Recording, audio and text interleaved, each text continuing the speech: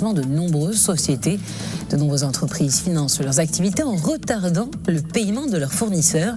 Un mécanisme qui pénalise particulièrement les petites et moyennes entreprises et provoque des tensions de trésorerie qui peuvent parfois conduire à des faillites en chaîne. Alors pourquoi cette culture du retard de paiement résiste-t-elle autant? Les sanctions mises en place sont-elles réellement efficaces? Pour en parler, nous sommes en direct avec Amine Diouri, directeur produits, études et communications chez Inforisque. Bonjour.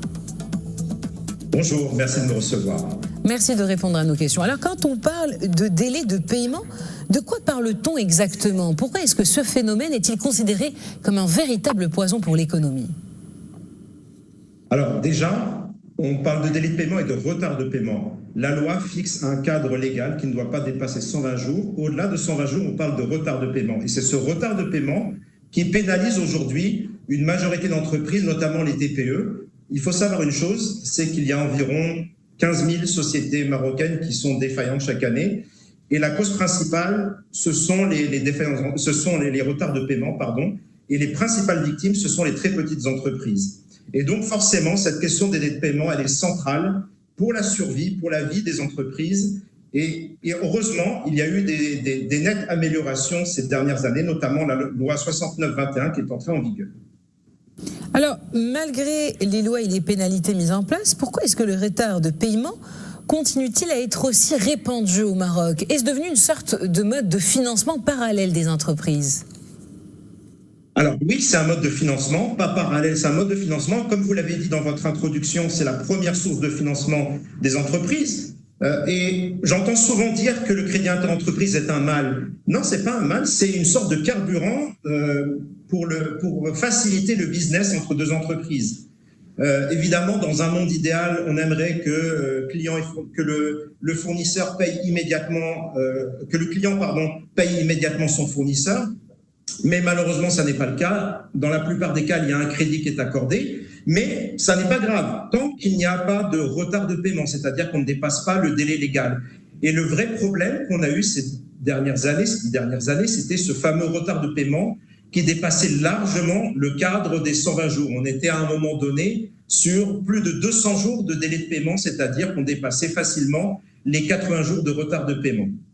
C'est ça la véritable problématique. Mais en tant que tel, le crédit interentreprise n'est pas un problème. Ça, c'est la première chose. Et la deuxième chose que j'aimerais dire par rapport justement à l'apport de cette nouvelle loi, qui est entrée en vigueur le 1er juillet 2023, c'est qu'on se rend compte qu'il y a un encours, c'est ce fameux crédit interentreprise. Mais on constate qu'il y a un assainissement de ce crédit interentreprise, que les retards très long terme qu'on constatait avant commencent à diminuer, le taux commence à diminuer fortement, et en parallèle, le crédit sain, c'est-à-dire qui ne dépasse pas les 120 jours, progresse fortement ces 2 dernières années.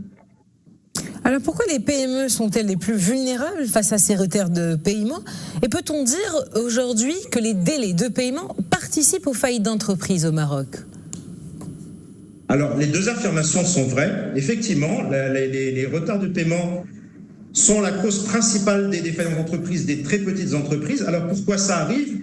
Pour une raison très simple, malheureusement, les entreprises de très petite taille, c'est-à-dire celles qui font moins de 10 millions de dirhams de chiffre d'affaires, elles évoluent dans un environnement qui n'est pas simple. Quand on est une petite entreprise, qu'on vient d'être créée, il faut trouver de nouveaux clients, il y a un BFR qui doit être mis en place. C'est-à-dire que l'entreprise doit avoir une trésorerie suffisante pour pouvoir faire face justement à ces décalages de paiement.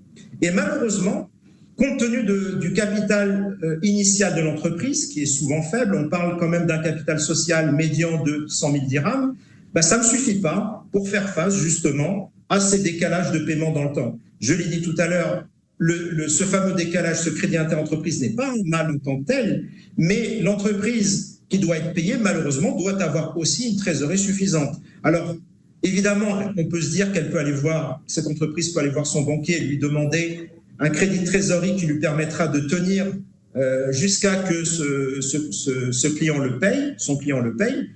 Mais malheureusement, évidemment, compte tenu de la fragilité structurelle des très petites entreprises, c'est compliqué d'obtenir ces financements. Et c'est ce qui explique par la suite les difficultés que rencontrent les très petites entreprises et les défaillances qui suivent. Alors, quels secteurs sont les plus touchés? Est-ce qu'il s'agit du BTP, de la sous-traitance, des services ou plutôt l'industrie en général? Alors, les retards de paiement, ça touche vraiment tous les secteurs d'activité, mais il y a effectivement 3 secteurs qui sont principalement touchés: le commerce, effectivement le BTP, l'immobilier, avec des retards de paiement qui sont assez conséquents. Effectivement, et après viennent certains secteurs qui ont connu des difficultés ces dernières années, notamment le transport, l'industrie dans une moindre mesure, et évidemment les services aux entreprises qui, effectivement, ont connu des difficultés fortes en matière de retard de paiement et en matière de défaillance d'entreprise. Est-ce que vous pouvez expliquer rapidement à nos téléspectateurs, quand on parle de retard de paiement, par quoi ça se traduit pour les fournisseurs précisément? En fait, à la base, c'est une écriture comptable, c'est-à-dire que quand le fournisseur accorde un crédit à son client, il lui permet de payer à 60, 90 jours, 120 jours maximum. Donc, ça se traduit initialement contractuellement, c'est-à-dire que le client et le fournisseur se mettent d'accord. Le fournisseur est d'accord pour accorder ce délai de paiement. Ensuite, pour ce client, évidemment, compte tenu du délai qui a été accordé, si c'est 60 jours, 90 jours ou 120 jours, évidemment, il va tout faire pour respecter ce délai de paiement. Alors, attention, il y a une nuance qui est importante. 120 jours, c'est le délai maximal. Ça ne veut pas dire que c'est le délai obligatoire. Certaines entreprises peuvent négocier 30 jours.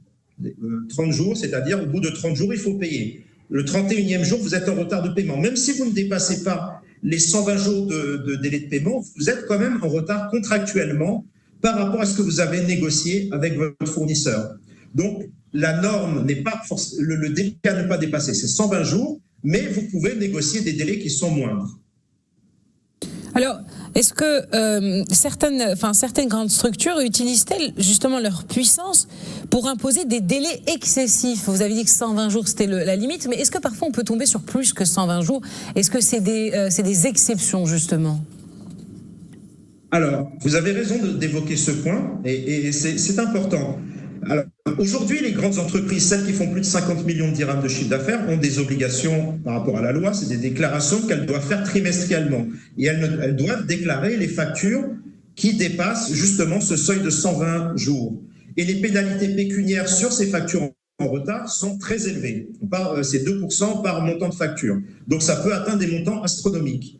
Évidemment, ces entreprises qui déclarent n'ont pas intérêt à avoir des factures qui dépassent le délai légal. Alors, qu'est-ce qu'elles font? Il y a une pratique qui s'est mise en place, c'est pour le client et justement, compte tenu de leur pouvoir de négociation, elles retournent voir leur fournisseur et leur disent, écoutez, j'ai bientôt dépassé le délai que vous m'avez accordé, est-ce qu'on peut refaire la facture?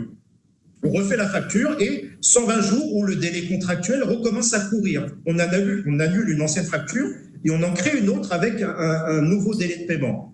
Et donc, c'est un jeu un peu malsain quand même qui se met en place, c'est-à-dire qu'on joue avec les délais de paiement. Et évidemment, il faut un rapport de force des grandes entreprises pour imposer justement aux fournisseurs le fait d'accepter, d'annuler et de refaire une nouvelle facture avec un nouveau délai qui court. Alors on peut dire finalement que le fournisseur est forcé avec cette nouvelle facture d'accepter un nouveau délai justement pour se faire payer sur sa première facture. C'est justement ça. Exactement, et éviter justement de déclarer des factures en retard. Donc c'est effectivement une pratique, une nouvelle pratique qui s'est mise en place avec la loi. Plus ou moins un cercle vicieux. Bon, alors on va passer aux entreprises. Oui. Est-ce que les entreprises, quand elles retardent les paiements parce qu'elles manquent tout simplement de liquidité, ou est-ce que c'est le crédit bancaire qui reste difficile d'accès pour une partie des PME marocaines aujourd'hui ? Alors oui, c'est le cas, ça reste difficile. Il y a un certain nombre de statistiques qui le disent. À peu près un tiers des PME marocaines ont accès au crédit. Évidemment, les grandes entreprises n'ont pas cette problématique. Alors oui, effectivement, c'est difficile, mais pour une raison très simple. Quand on va voir les banquiers et qu'on leur demande quelles sont les raisons qui freinent justement l'octroi de crédit, il y a plusieurs raisons. C'est d'abord cette question de fragilité de l'entreprise, c'est-à-dire on a souvent des entreprises qui sont sous-capitalisées. Alors j'ai parlé du capital social médian qui est de 100 000 dirhams. Ça, c'est un premier chiffre dont il faut tenir compte. L'octroi de crédit se joue sur la santé financière, sur la capacité financière de l'entreprise, justement, et donc avoir des fonds propres suffisants pour donner confiance, justement, aux banquiers, aux fournisseurs, etc. Donc, évidemment, cette question, elle se pose pour le banquier, et le banquier n'est pas le seul fautif. L'entreprise en amont, aussi la TPE, la très petite entreprise, a un problème de sous-capitalisation qui fait que ça freine l'octroi de crédit. Et peut-on dire, pour finir, deux dernières questions, peut-on dire que le crédit interentreprise est devenu une forme de financement informel de l'économie, et quelles solutions peut-on proposer? Faut-il aller vers des sanctions plus fortes? Alors déjà, ce n'est pas un mode de financement informel, c'est un mode de financement formel. Il existe entre deux entreprises formelles. C'est pas quelque chose c'est pas une économie cachée. C'est un mode de financement qui existe comme le crédit bancaire, qui a toujours existé, qui existe dans plein de pays. Donc tout à fait normal. C'est normal effectivement que deux entreprises travaillent ensemble avec un crédit. Il n'y a rien de choquant là-dessus. Maintenant, ce qui est important, c'est de respecter le délai contractuel négocié entre le client et le fournisseur. C'est ça l'importance, c'est de respecter ce délai. Alors après, est-ce qu'il faut sanctionner, il faut renforcer l'arsenal juridique? Je ne pense pas. La loi est suffisamment pénalisante aujourd'hui pour les entreprises qui ne respectent pas le délai légal. C'est vraiment la grande nouveauté, cette loi. Par le passé, ce qu'on pouvait reprocher aux anciennes lois, c'est que personne n'avait peur de ne pas respecter le cadre de la loi. On a créé une loi où on a rajouté une tierce partie entre le client et le fournisseur, qui est l'État à travers la DGI. Et là, forcément, ça fait beaucoup plus peur à beaucoup d'entreprises. Et donc, forcément, elles sont plus enclines à respecter les délais légaux. Et donc, je pense que il faut continuer sur cette voie-là. On est sur la bonne voie. Les chiffres le prouvent. En tout cas, pour la TPE, il y a une nette amélioration. Et je pense qu'il faut continuer sur cette voie-là sans rajouter de sanctions additionnelles.